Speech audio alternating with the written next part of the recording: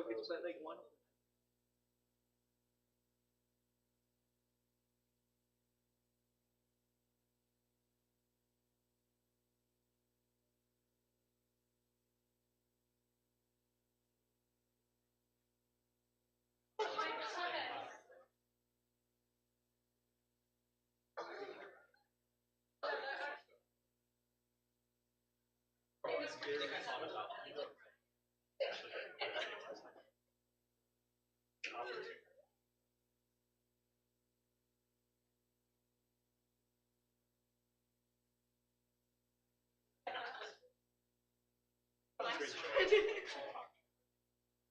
Oh yeah, just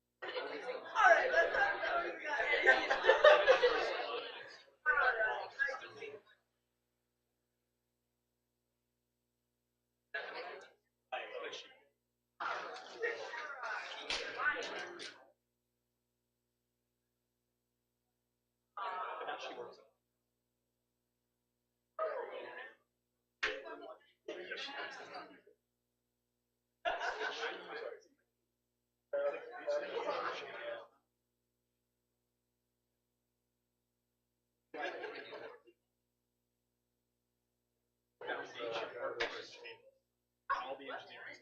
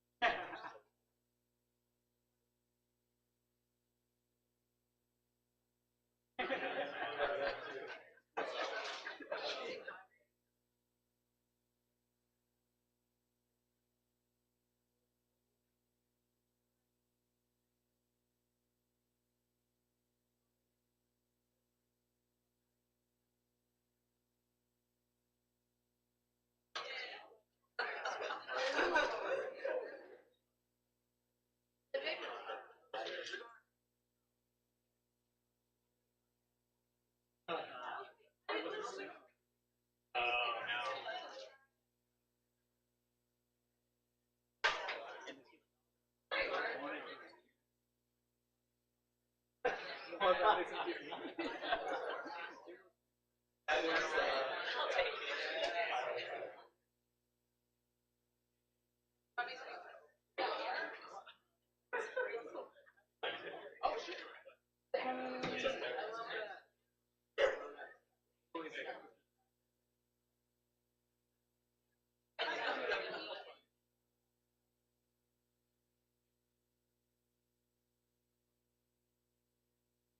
That was even kind of.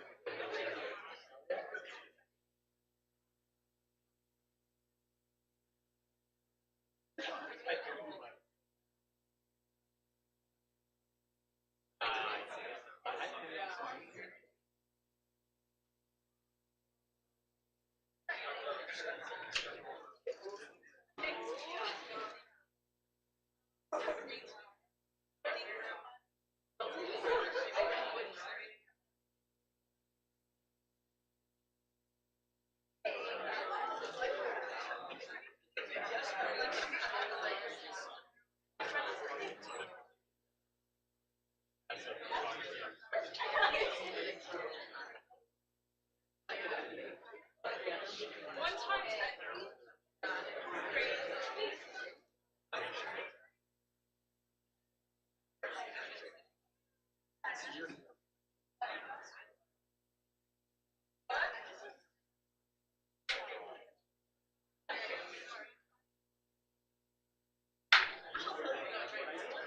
reality, we're kind of like, we shouldn't have any of that.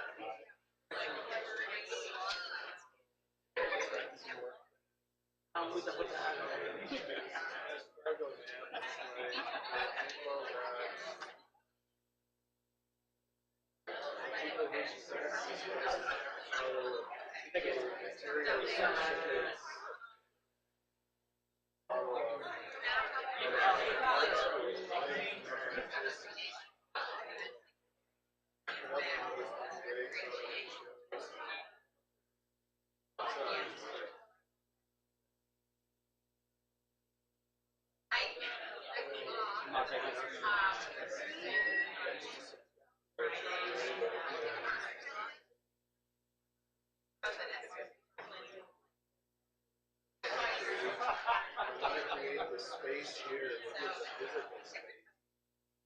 I love that. But like a psychological.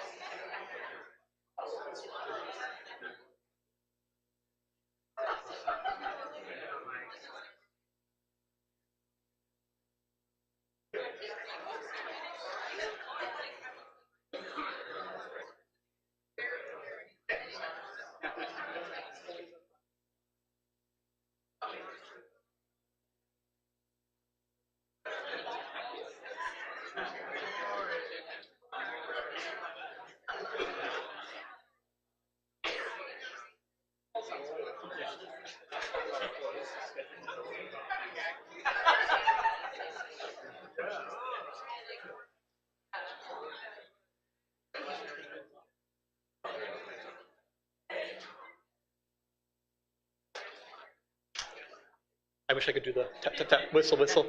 Welcome, welcome. Thanks so much for being here.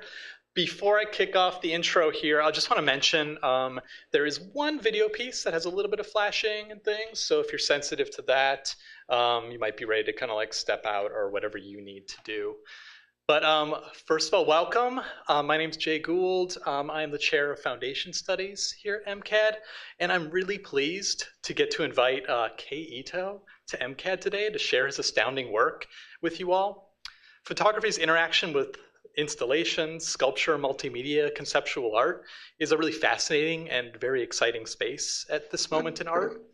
And it's a really challenging space to work within, given all the many options, variables, distractions, of course, which is why I find the success of Kei's work really so remarkable. That there's a complexity that's combined with this really apparent ritual, this ritualistic process and striking beauty that really genuinely draws audiences in to connect with the story, whose themes and messages are right out front. Themes of trauma, war, violence, are balanced against understanding, meditation, and a reminder to let our past be a warning to our future. Kei was born in Tokyo, Japan, and moved to New Zealand while in high school, and that's where his initial spark for photography and art kind of was born, and that's what brought him to the United States to study at the Rochester Institute of Technology, home of Kodak, if you didn't know that, in the United States, where he earned his BFA in 2014. before heading to receive his Master's of Fine Arts degree at the Maryland Institute College of Art, which is where I was really incredibly fortunate to meet and work with Kei. Being present while watching the seeds of this incredibly powerful body of work take root and stretch throughout the art world really stands in my memory as a meaningful example of what my colleagues and I have always tried to impress upon all of you students, that if you're passionate, creative, and confident enough to chart a path for your own art practice and combine that with incredible hard work, plus kindness and care for your community, you can thrive. And I think Kei embodies these characteristics, and it's led him to some exceptional accolades and hauntingly beautiful exhibitions. Just to name a few accolades, a recent and very large solo exhibition at the Georgia Museum of Art, which maybe people can glance at that printout you have at some point, or find me in my office and I'll show it to you. A solo show at the Munson Museum of Art in New York, an installation at the top of the World Trade Center in Baltimore, winner of the Solos Exhibition Award from the Museum of Contemporary Art in Arlington, Virginia, awarded the roughly main exhibition award from the Academy of Fine Arts in Vienna, recipient of a National Endowment for the Arts grant with the Center of Fine Art Photography, and then numerous residencies, including Lightwork, the Nicholson Project, Santa Fe Institute, and Mass MoCA. Please join me in welcoming Kei.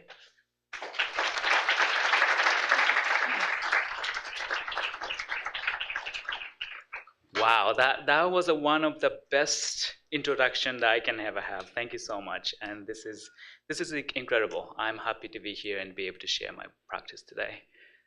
So as Jay mentioned, I'm a photographer, but photographer who doesn't use camera. I bring photograph into a sculptural piece, installation piece, media piece, but all stem from photography.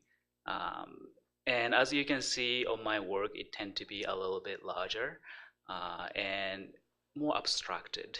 And I'm gonna talk about how I came to this practice of the cameraless photography. But let me talk about a little bit more about, like, in general of what I do. I tend to think of photography, I trained as a photographer traditionally, and this idea of the camera as the apparatus that you have to use, and the photograph has to be on the wall in the frame to be considered to be art. I was very much of the rebel against that idea. So I tend to place the photograph on the floor, on the wall, hang from the ceiling. A lot of time I don't even place them under the glass, straight on the ground, and sometimes people step on it. But to me, that's part of the ephemeralness of the photography. I tend to take over a space. I tend to collaborate. I call it a collaboration with a space. So I really do think about in a way that even the artwork I made is, specific format, that depending on the space that is shown, it transforms in the sense of the artwork should be fluid instead of the static. There's no end to making of the artwork or finishing the project, but rather it's keep going. If, as you grew as an artist, as a human, your artwork could evolve into something else as well. I usually use not just a photographic prints, but rather a sculptural element. Usually the material that has a charged object, either personal or collective, media art, much more ephemeral thing. But much more recently, I've been doing a lot of performance art combined with the photography and installation-based artwork. Public art is something I do sometime, but so this is something that I've recently conducted at the Eskenazi Museum in University of Indiana, where I stepped on this photographic paper, barefooted, covered with a photo developer on my foot, and just kind of like stepped on photographic paper. And this performance used to be contained within my dark room in my studio. I've been showing in front of the people. That's been said, let's talk about the origin of where I came from. So a lot of my artwork stem from one incident of my family or history. My grandfather being in Hiroshima when the bomb of atomic weapon dropped in 1945, August 6th. exploded. He survived the bombing, lost many of his family members, including his sister, who was at the ground zero, and lost many of his family members from the radiation poisoning. He himself died from cancer when I was 9.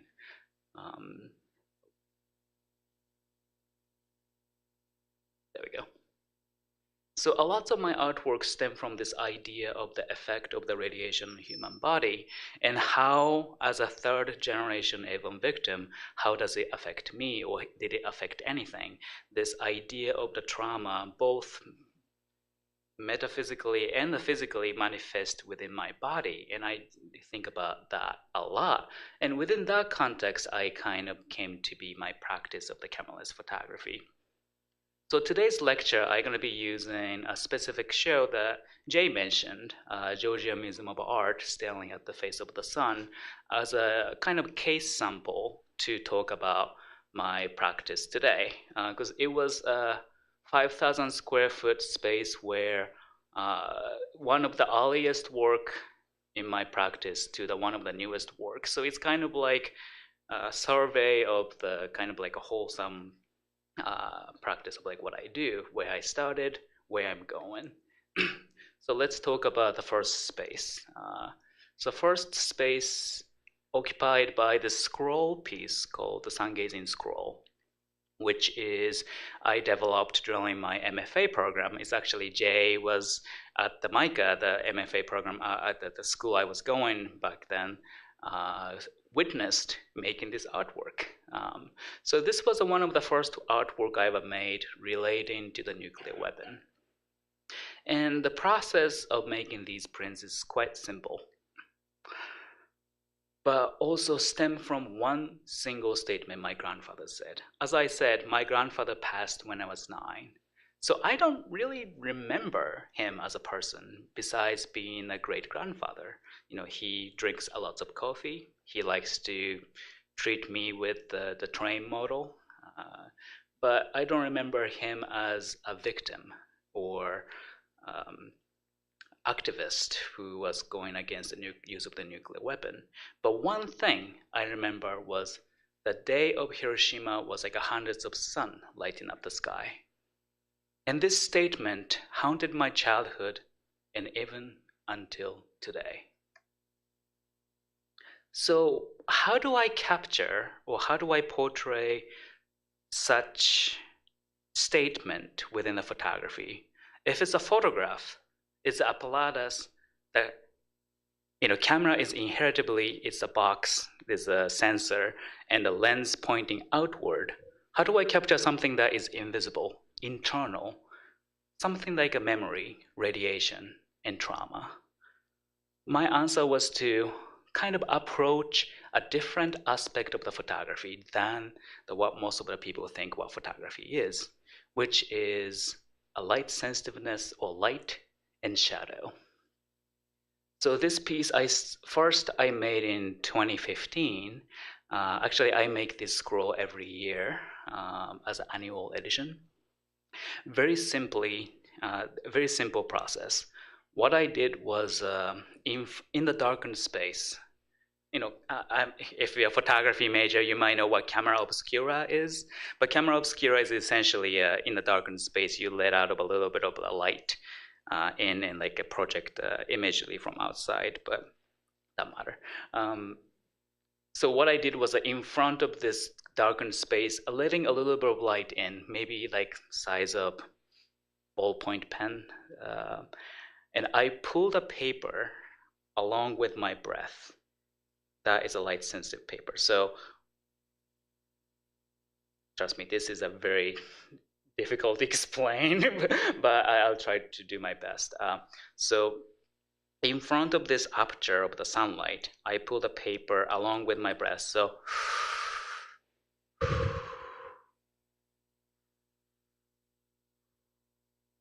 whenever I was inhaling my breath, I pull the paper down. So that's where this line movement comes from. And whenever I was exhaling my breath, I pose the movement. Thus, it gets more exposure. Thus became these black dots. I did it for 108 times. So each blob in a straight line represents a single breath.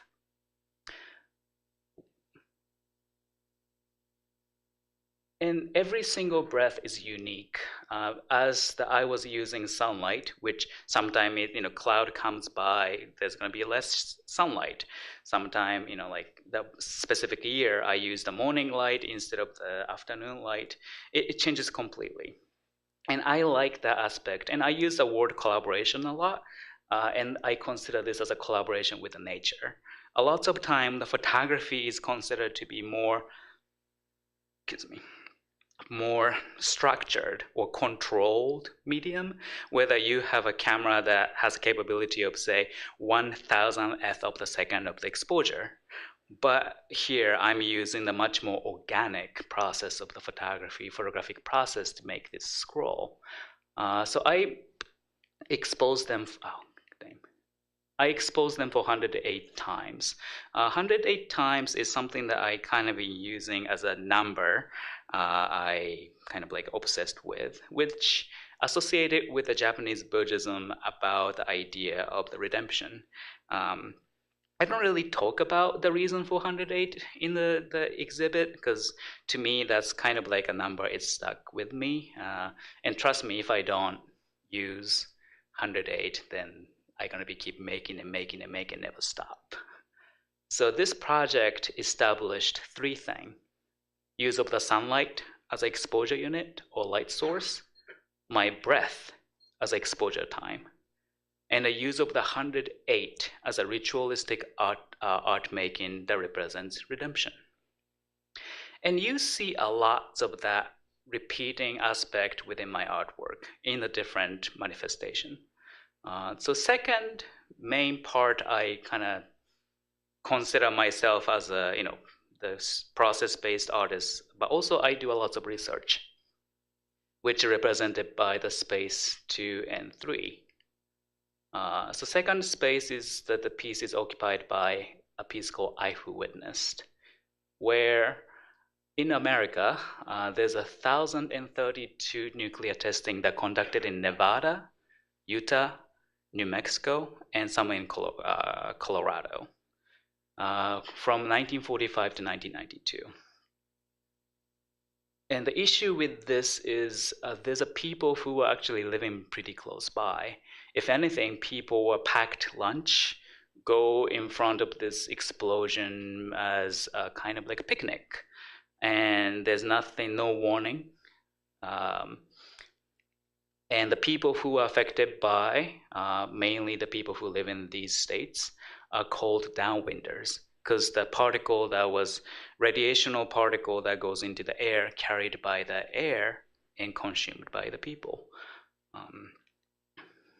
So I had a residency at the University of Utah as one of the fellowship residency thing. And at the University of Utah Library, they have one of the largest archive. It says Utah Archive, but they're like just all around the best archive for the downwinders. And there I saw a lot of interviews, historical archive of the photograph of the people who are affected by weapon in United States.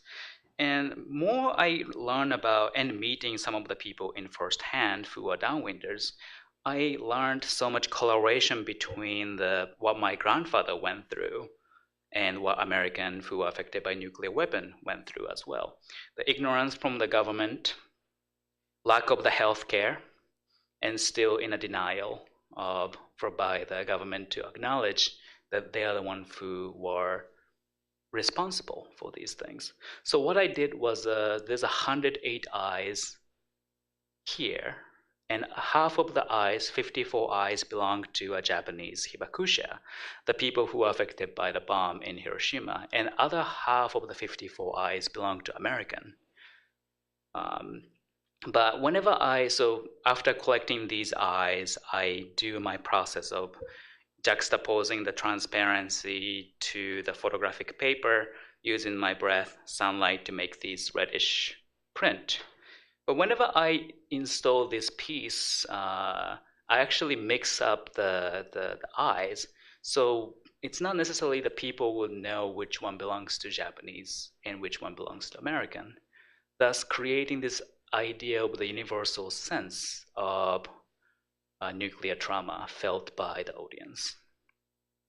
Actually, this piece is it's installed in New York City, Lower Manhattan place called Apex Art currently, and it's gonna go for till mid-May, I think. So if you're gonna be in New York, please check it out. And you know, in the Georgia Museum of Art, I displayed in a way that you are surrounded by these eyes. So like there's no escaping from gazed upon by these eyes. And that kind of like kickstart my project relating to my own heritage of the Hiroshima background, but also as American immigrant downwinder, you know, like this idea of like nuclear issue is not limited to one single space, but rather many places around the world.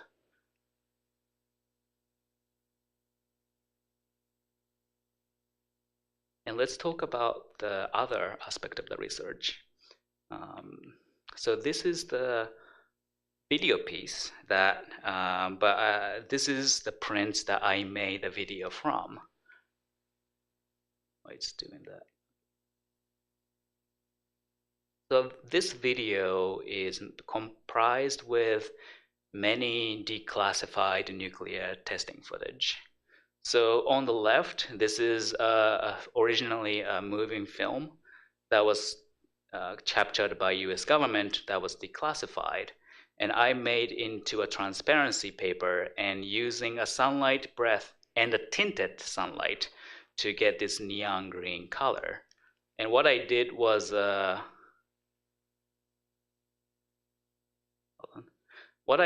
after making the print, which is 16 by 20, I painstakingly scan every single frame with a scanner and comprise into one single stop animation film. So this, all of the frame turns into what, like 3 seconds of the video. I have a tremendous, after doing this project, I have a tremendous respect for the animator. God, I don't know how they do it. And I sometimes place the object such as a Godzilla figurine or US flag. But thing is, in the film, you're only going to be seeing individual sequence of the video. So you almost can't recognize what these are. But that's why I like to display the prints along with the film in order to showcase the process and also like, you know, like, oh, this is actually the flashing was the object that was placed on the ground, placed on the prints. And there's another aspect of this project, which is a collaboration, actual collaboration. So this is me in the grad school, and this is Andrew Paul Kuiper. We lived together. He was my best man.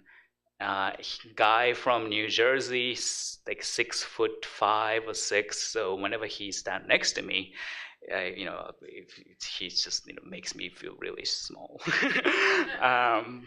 And you know, but we collaborate each other, and there's one reason we collaborate, not just because we are friends. We found out his grandfather was a Manhattan engineer, meaning his Manhattan project engineer, meaning his grandfather developed a bomb that dropped on my grandfather. But you know, we passed the historical trauma and kind of became great friends, you know, and a collaborator. So there's a storytelling within our relationship as well. So he's a sound artist, so he made a sound for the video and many of the other projects we've worked together. There's a tiny bit of the flashing in it, so I'm just warning you guys that if you are sensitive to it. May the light have mercy on us. May the wind have mercy on us. Protect our homes. It is strange to hear the bombers beating the air, the intake of their jets, the intake of our breath. The light, the urgency of our listening, the breath of blast wave across the silent morning. the bright hour of death. These houses stand empty, graves above the sand, to give our nation perpetual victory over all its enemies. Shear away our sins. Can you hear it ricochet off the mountains? This music is eschatology. This music is itself unending. Do you understand yet? May the light have mercy on us.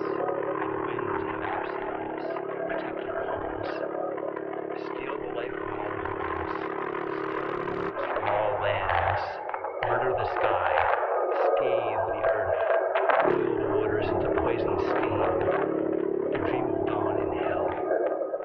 The obliteration of color is the penalty of power. The dead to come are the penalty of power. The poverty of generations is the penalty of power. A dream of dawn in hell. Do you understand yet or what? May the light have mercy on us. May the wind have mercy on us. Protect our homes. Building rubble out of homes, shrines to our prowess. Everything's soot, a light. Hear our voices in wind, taken by the wind, downwind, up in this hot wind, churning heavenward, view from the churning cloud, the broken town down below, taken past the I'm kind of lowering the audio itself so I can talk about the video a little bit. So if you can't make out what he's saying, that's by design, according to him. So this original video was actually made for the installation-based artwork for Southeastern Center for Contemporary Art in North Carolina. It was a commissioned piece. And what he did was that he actually used a radio from World War II to be placed in front of the video, and audio was playing from that radio. He actually set up the FM or AM radio transmitter in the space and played it. So it was even more unrecognizable, the poetry that he was reading out. But he said it's by design that he came from the audio practice of the drone music. So drone music is rather, musical note. It's rather, it became more of like a background, more static noise. That's something he's really interested in. So like he wanted to make the audio that kind of like comes out from the background noise and kind of like a submerge into the noise again, and kind of like a push and pull effect. The other thing about video, you see a lot of dust moving around. Originally, I actually was I was going through so many scanning of the prints that I was so lazy that I didn't actually wipe out the prints before I scan. So it was like actually happenstance, and I was like, holding my head. I was like, oh no, I have to clean up these individual dust, because like they're just going to be so distracting. But after making it into the video, I realized that actually that is incredibly matching with the aesthetic. It's almost like all of the explosion creating this dust around it. So it was a kind of happy accident. There's no mistake. It's always a happy accident. Okay, let's go ahead. So this is a 5 minutes long video. If you want to see it, it's on my website. So that's the third space. It's not. Oh, there we go. So next space, the fourth space, is about performance and the body. And as you can already see, like my work already have this kind of ritualistic movement, the kind of like idea of the body, but this one is more to do with this idea of the performance art. So this is a piece called To Employ Your Light. So this was, and I make a lot of work during residency. That's where I thrive, I think, because I do a lot of research locally. So I did the residency at the MAS-MoCA in 2021. And MAS-MoCA, the building, is actually used to own by Sprague Electronic, which is a company that actually developed the special capacitor that was used in the first nuclear testing in New Mexico, as well as the bomb that dropped in Japan as well. After discovering that aspect of the mass mocha, I actually requested the museum for me to go around the museum sites to project these eyes, the same eyes from I Who Witnessed, on the wall. So I kind of created this device as well as a slide film that uses camera flash instead of the continuous projection, meaning the image only gonna last for a flash. So if you stand next to me and looking at the wall, you probably don't recognize it as eye, but rather you see it as a flash. But since in synced with the camera, it actually capturing the image that's casted on the wall. And mind you, this was in February or December. It's one of these coldest time in Massachusetts. And I only had access after an hour of the museum, meaning like 8 p.m. to 2 a.m.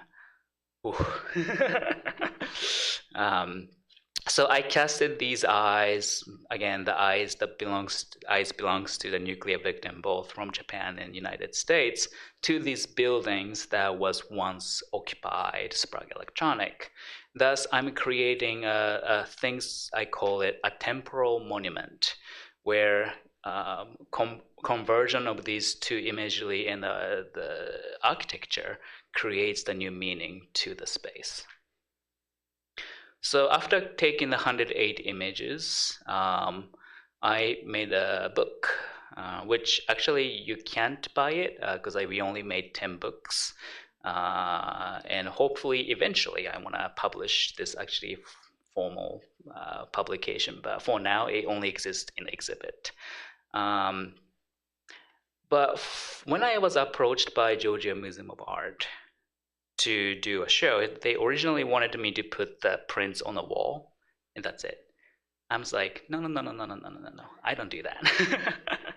Let's make something a little bit more ephemeral, a little bit more interesting. So what I did was, so I still had a slide film that I used to cast the image on the wall. And I talked to some of the preparator and the conservator at the Mass Mocha and got the bricks that they used to fix up the building. So it's the same, bricks that they use.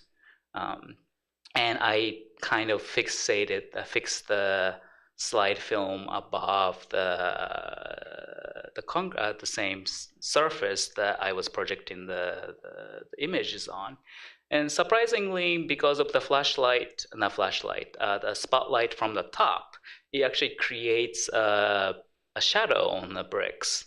So, you are kind of essentially experiencing the similar phenomenon I was experiencing at Mass Mocha. And, I also had the books as well. So kind of like people can pick and choose how they want to experience the artwork. And the fifth space, which is all commissioned artwork, which was kind of like a new approach for me.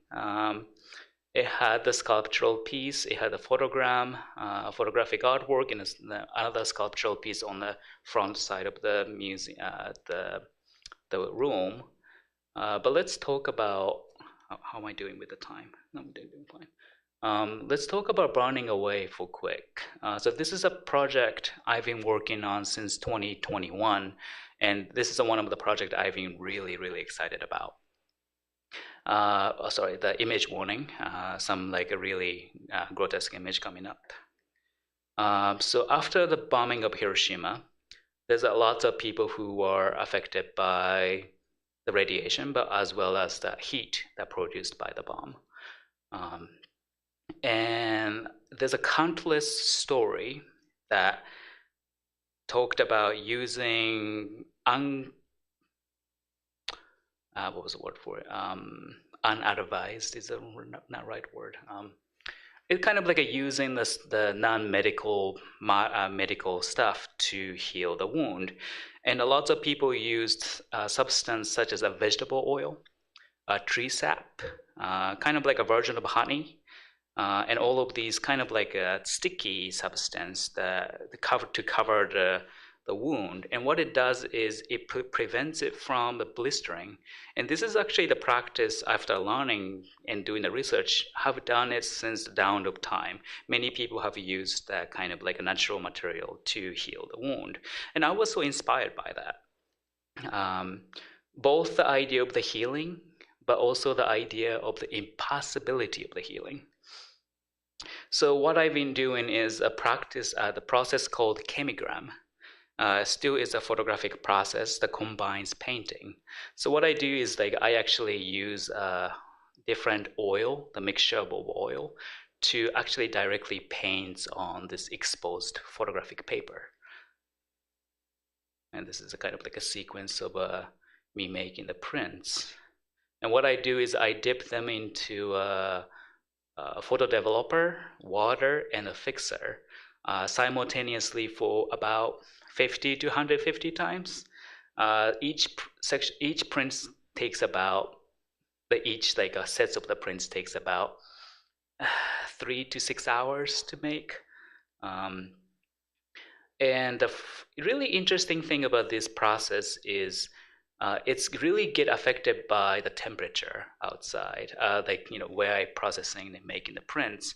So when I make the prints in the summer, which is one on the left, you can see the image is much more dripping. Meanwhile, the prints made in summer tend to be the line is much more narrower and refined. So I really like the aspect of like I don't have a fully control over, but rather I let the material and the temperature, something that I don't have control over, dictate the imagery. I made so far 29 prints, and in this show it had 12 prints in it, I think. And conceptually, what I really was interested in was, it's really hard to do in this the presentation format, but from afar, it's a body. There's a head, there's a body, and when you get closer to it, a lot of these lines and textures start to emerge, and I sometimes place them on the ground to actually imply the idea of the topological map, to give the idea of that it's not just a body of the human body, but rather it's the nuclear weapon effect, the land itself. And when you get really close to it, a lot of these almost microscopic view of pattern emerges. And that showcased the true horror of the nuclear weapon, which is the radiation, manifest in the invisible matter of the cancer or leukemia.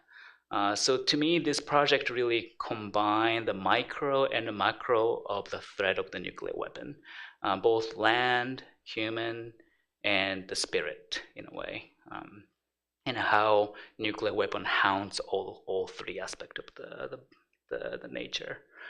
How am I doing with the time? Yeah, I can talk about this project for quick.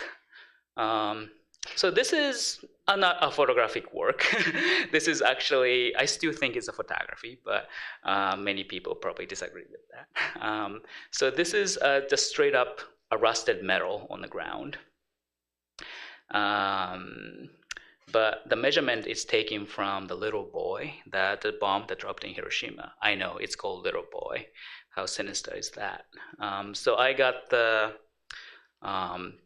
blueprint of that. So what I did was kind of imagine creating a perfectly fitting box to this bomb, or I call it a coffin. And kind of like opening up and creating a blueprint of that. So, if you put together, if you put together these, it makes a box. So these are made with a rusted metal, which is, to me, I was thinking like, what is the dead form of the weapon, especially the era of the World War II and World War I, or the metal, or the rust. Dead form of the weapon is a rust. to me. So that's why I was using these rusted metal to create this possible blueprint of coughing of this weapon that I hope never to see again in the future generation. But again, this is unconstructed because the issue of the nuclear weapon never resolved, and this bomb can be used anytime.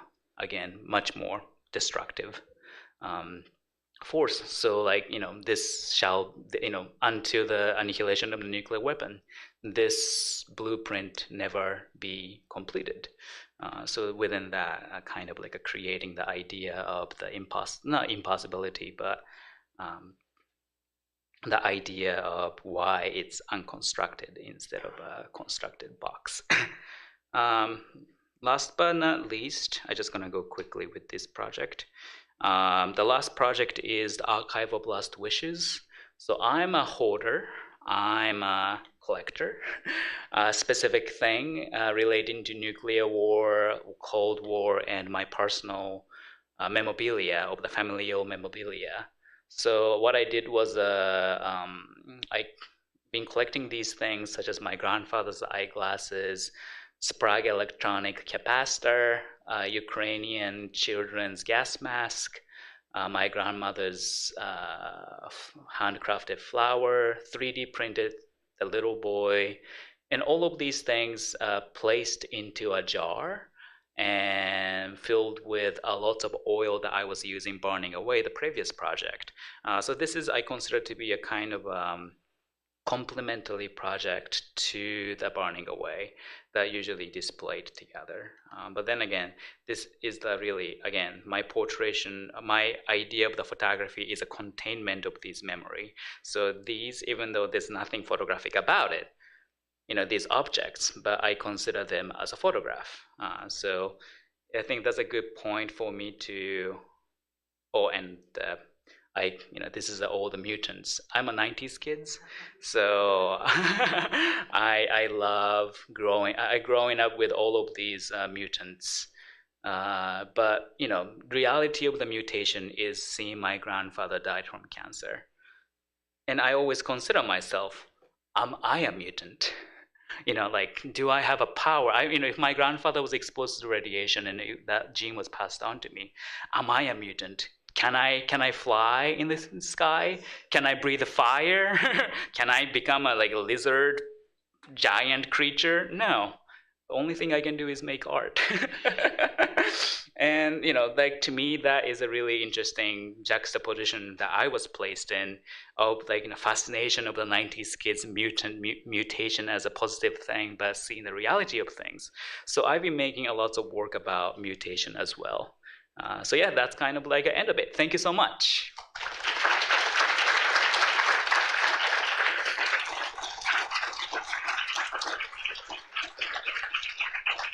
And I'm happy to do a Q&A as well, so you can just shout or I can point if anyone have any questions.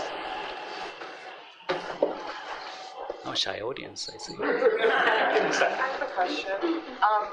In your first piece that you showed, you spoke about kind of the breath and the meditative process. Could you speak more about this meditative or the interpersonal process behind that? Sure. Again, I think I was trained as a photographer, and a photographer was always about about control. It's all about knowing, and especially I was very trained as a studio photographer. So lighting, to achieve that specific shot, you take million gazillion take a photograph and geared into every aspect of the things. But I realized to talk about life and talk about something that invisible and much more ephemeral thing that I want to talk about within my work, that aspect of the photography I wasn't really resonate with. And so I need to kind of relearn myself to connect with a different aspect of making art, which I tried painting, sculpture, but one of the things I was most resonated with was performance art.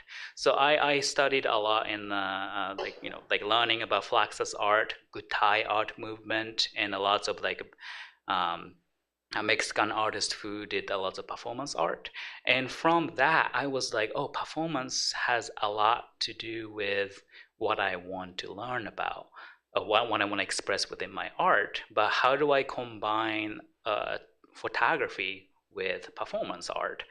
And that was like a little bit of a struggle there, but I think the Sun Gazing Scroll, the first project I ever did, really manifested as a good balance of all of these things. So that's how I came to be, if that makes sense.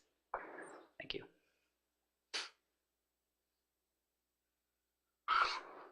You talked about how collaborating with space is something that you really care about in your work. Could you speak a little bit more to that? Absolutely. Let's so space. Oh, why? Oh, there we go. So space can mean many things. Space could be just a place that you place your artwork. But whenever I mean the space, and it doesn't manifest in a way that every single time. But whenever I create, such as this artwork, After Image Requiem, which is located at the Baltimore War Memorial. So this is a place that is dedicated for the people, fallen soldier from Maryland from World War I. But so Baltimore is right next to DC, and say if there's going to be a nuclear war or a tornado, freezing temperature, extreme heat, whatsoever, and if the city goes into kind of like a martial law or like some kind of like a crisis, this is the place that they're going to be using it to do the triage. So it turns into the makeshift hospital. So these bodies on the ground, it could be very much be people who live in Baltimore be placed on the ground like that. So again, this space has a meaning sometime, and I like to connect with the idea of the space. And something like a two-employer light. Again, this projection would be much less interesting if that wasn't for the history of this building. So I do think about a lot of like, how do I imply the idea of the space in learning about the history of the location. Even the Georgia Museum of Art, do I have the piece here? I don't know if you can see it here, but here is a jar filled with what is this? Jar filled with a 16 mil film issued by United States during Cold War of how to protect yourself from radiation. And I stuffed them into a jar, and I got the water from the Savannah River, which goes through the Georgia. This river has a history of contamination by a radioactive material from the nearby factory that contaminated the river in 90s and early 2000. So I'm using that history and stuffing this jar with the water from Savannah River to bring the site specificity to the museum, because it was in Georgia. So I think in that extent, I really do think about the locational collaboration with the location is a collaboration with the history of the location is what I really meant, I guess. Does it make sense? Right, cool. I don't know where was this always here? No, the microphone's dropped down. Oh, interesting. Oh, that's cool. Everyone else here is used to it. Cool. Anyone else? Jay, do you have anything? To unlock your iPhone first. I feel like bring up questions later, but the eyepiece is the newest iteration with the brick is interesting, and I can't help but think, did you draw any inspiration from like Alfredo Yar, like the Rwanda? Yeah. Well, actually, before this piece, actually was the reason I was attracted to eye was actually learning about Alfred Jar's Rwanda project. Him, as controversial he is, he really inspired me to make the work that photograph can achieve a lot more than, the framed photograph versus you, but it can be interactive. And the other artist I can say that inspired me greatly is a Christian Boltanski, a French artist who passed recently. And I think neither of the artists consider themselves as a photographer, but rather more like a sculptor, interdisciplinary artist, or conceptual artist. And a lot of artists that I really admire tend to be more sculptural and more installation-based artists. But that's being said, eyes are such a important component to experience nuclear weapon, I think. Even though that's ironic, because effect of the nuclear weapon is always invisible, but how we consume the imagery of the nuclear weapon on, say, Terminator, the film, or all of these portrayal of the Oppenheimer and such is usually its eyes. So I always fascinated by of all the body parts that I consider that represents the most of the nuclear trauma is eye. And I forget to mention about it that some of the eyes are my grandfather's. Some of the eyes, I actually do go to Hiroshima for a research trip a few times, and I keep meeting with the people who are still alive, the friend of my grandfather, survivor of the bombing, and I ask to take a photograph of their eyes, and that turns into the part of this eyeful witness, then replace some of the eyes. So this archive is evolving, changing as I go along. Again, I think art should be fluid, not static, and that's kind of like what I think about it. It's just never ending. Anyone else? With an artistic focus that is so kind of controversial and emotional, how does feedback kind of play into it, or rather, since it's so close to your heart, how do you kind of separate yourself from feedback, if that makes sense? That's a great point. When I did this project with Andrew Paul Kuiper, also like the video piece I did with Andrew Paul Kuiper, but this piece also is a collaboration between myself and Andrew Paul Kuiper. And this project was actually very publicly, it was a great presses all over the place, but a lot of newspaper picked up the wrote article about it. But the unfortunate truth was there's a lot of people, the anonymousness of the online, there's a lot of people who are attacking me and saying my grandfather was a war criminal, even though he was 14 years old, and celebrating Andrew's grandfather as a war hero. It's just how it is. And, but in different instance, I meet someone whose grandfather was a Manhattan engineer also, and came up to me and say like, yeah, my father regret dropping him of the Hiroshima. But it's a thing, to me, all of these comments are not necessarily directly influence me, because ultimately art, it's not design, it's not science, it's about exploration for yourself to me. So a lot of time I make these artwork, I'm trying to understand it for myself. Even these, scroll prints. The reason why I was made it is because I trying to understand what my grandfather went through. And all of these eye prints, I was trying to understand the idea of what these people and the common ground of these two seemingly different group of people. And within the critique, I take it as one of the way to see the artwork, but also I firmly stand that no, this is my way of approaching this subject matter. And I think there's a huge issue right now there's a huge divide of the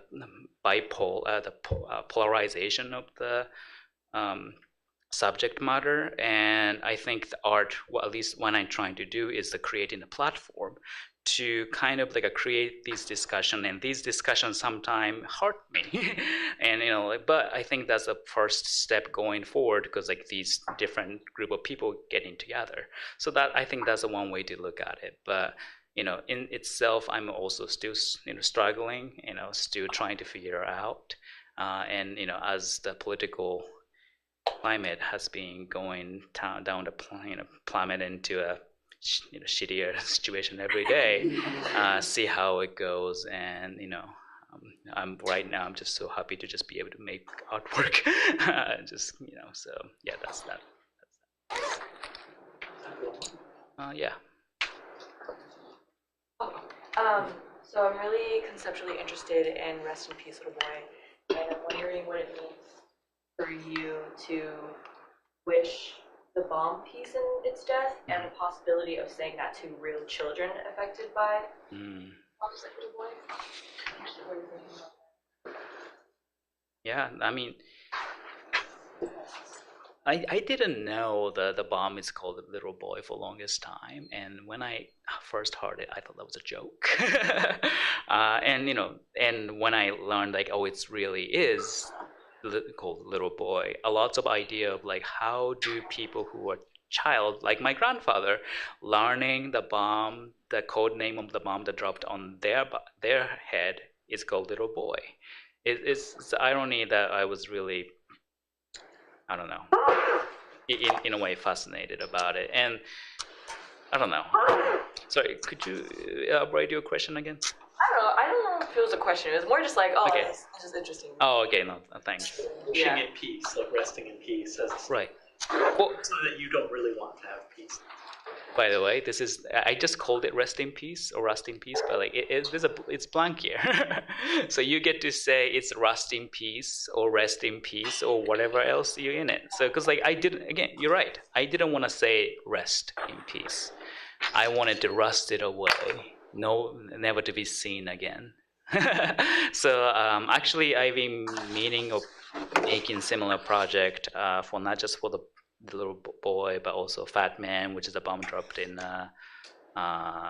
Nagasaki, but also some of the much more smaller weapon, some of the assault rifle they used to school shooting and such. I don't want to see any of these weapons.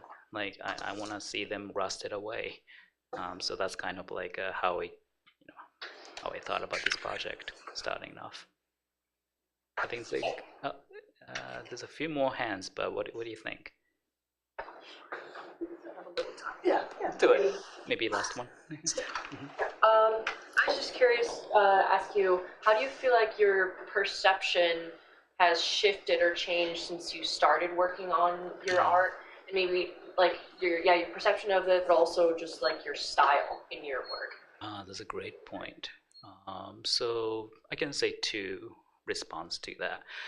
Originally, when I started working the work about nuclear weapon, I was kind of focused on my background, right? It's about my grandfather, it's about Japanese heritage, and nothing more. But after I, doing many projects and doing the research and meeting with many people who are affected by the nuclear weapon in this country, I started realizing that the nuclear issue is much more wider issue than the single original point. So I always say the nuclear weapon or nuclear issue is not a single point in the history, but rather many dots throughout history. So my practice, it become to be a kind of drawing the line, connecting these dots, and to see where we stand right now, because we are just extension of where these things happened, and what we can't change the past. That's the thing, but we can learn from it, and from this line that created through the following the dots and where we stand, where it goes is all up to us. And to me, that is something that I'm really excited, and reason why I keep making artwork, because the future is really up to us. And other thing is the other aspect of a changing of my practice is I've been, so originally I still had this idea of the photography as more.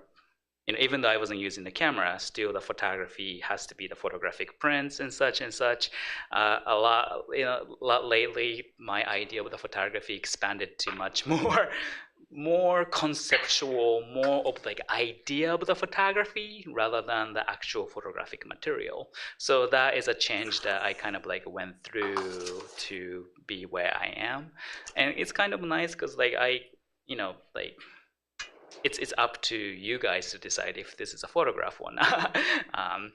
And to me, that's a really exciting thing for me to propose the idea of like, not just a nuclear weapon, but also like, is this photograph, is it not? And to me, that's kind of like other aspect I'm really interested to pose the question to the audience or the other artist. Yeah. I think it's a good remark to end. So thank you so much.